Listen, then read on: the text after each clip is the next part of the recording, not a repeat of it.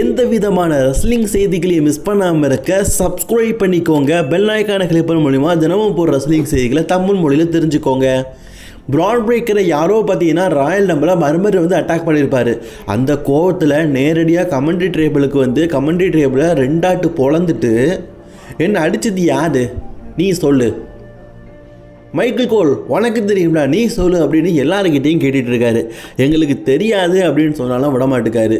அதுக்கப்புறமா விஷயத்தில் இருக்கிற மற்ற டீம் மெம்பர்ஸ்லாம் பிரான் பிரேக்கரை தடுத்து நிறுத்தினா பிரான் பிரேக்கர் சொல்கிறாரு, என்ன அடிக்கிறதுக்கு ஆள் அனுப்பி விட்டது வேறு யாருமே கிடையாது, இந்த ராவுடைய ஜென்ரல் மேனேஜர்னா ஆடம் பிஎஸ். ஆடம் நீ எங்கே இருக்க, நான் சஸ்பெண்ட் ஆனாலும் சரி, இந்த ரெஸ்லிங் கம்பெனியை விட்டு போனாலும் சரி, உன் முகர கட்டையை நான் உடைக்காம விட மாட்டேன், நீ இப்போ இந்த இடத்துக்கு வரணும் அப்படிங்கிற மாதிரி கூப்பிடுறாரு. இதை பார்த்த பால் ஹேமன் கொஞ்சம் கூல் டவுன் பண்ணி மைக்கை பிடுங்கி பேசுகிறாரு. லேடிஸ் அண்ட் ஜென்டில்மேன், என் பேர் பால் ஹேமன், என் கூட இருக்கிறது விஷன் டீம். பிரான் பிரேக்கர் நம்பர் 2 பிக் பண்ணும்போது எனக்கு நல்லா தெரிஞ்சிருச்சு ஆடம் பிஎஸ் ஏதோ ஒரு சூழ்ச்சி பண்ணியிருக்காரு. நான் அதை மாற்றி கேட்டேன், தரல. இது மட்டும் இல்லாமல் பிரான் பிரேக்கரை அட்டாக் பண்ணதுக்கு ஆள் அனுப்பிவிட்டதே இந்த ஆடம் பிஎஸ் தான்.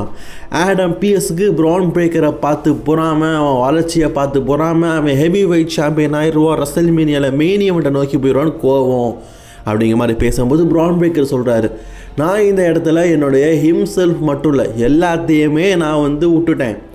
இப்போ இந்த இடத்துக்கு ஜென்ரல் மேனேஜர் வந்தே ஆகணும், அப்படி இல்லாட்டா நான் இங்கே இருக்கிற எல்லாவனையும் அடித்து போட்டுருவேன் அப்படிங்கிற மாதிரி மிரட்டுறாரு. அடித்து போட்டுருவேன்னு சொன்னோன்னே சும்மா இருப்பாரா?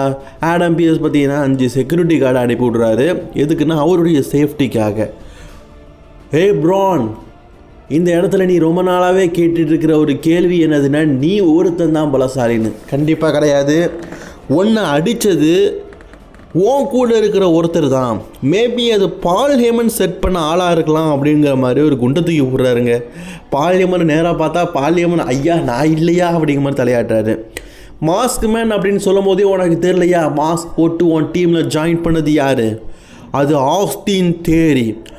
ஆஸ்டின் தியரி தான் ஒன்று அட்டாக் பண்ணியிருக்கிறான் அப்படிங்கிற மாதிரி சொல்லும்போது ஆஸ்டின் தியரியை பார்த்தா, எப்பா நான் இல்லைப்பா அவன் நம்மளை கொலை போடுறான்ப்பா அப்படிங்கிற மாதிரி சொல்கிறாரு. எனி ஒன் டீமில் இருக்கிற யாரோ ஒருத்தர் தான் நீ ரெஸ்ல்மேனியா மூவ் பண்ணுறத பிடிக்காமல் அட்டாக் பண்ணியிருக்கிறாங்க. இதுக்கும் எங்களுக்கும் WWE மேனேஜ்மெண்ட்டுக்கும் எந்த விதமான சம்மந்தமும் இல்லை, புரிஞ்சுக்கோ. அதுக்கப்புறமா நான் ஒரு ஜென்ரல் மேனேஜர், பர்சனலாக ஒன்று அட்டாக் பண்ணதுக்கு ஒரு டீம் உருவாக்கணும் அவசியம் அப்படிங்கிறது எனக்கு கிடையாது.